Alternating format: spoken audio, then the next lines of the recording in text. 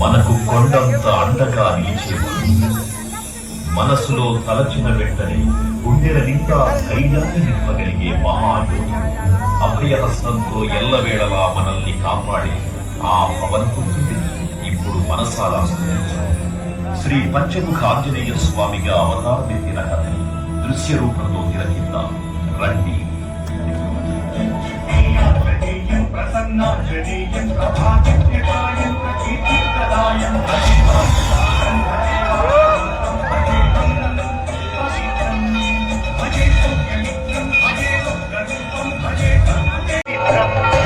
అది రామాయణ మహాయుద్ధం భీకరంగా సాగుతున్న తరుణం.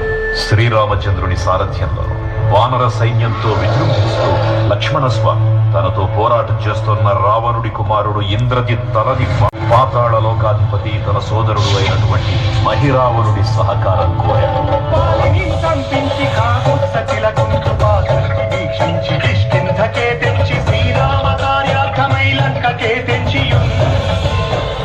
ఆ జీవి మకరధ్వజుడు అనే తన పుత్రుడని మహాసముద్రాన్ని దాటుతుందని నీటిలో పడ్డన స్వేద బిందువు ఒక మొసలి గ్రహించడం వల్ల జన్మించాడని తెలుసుకొని ఆశ్చర్యపోతాడు హనుమంతుడు.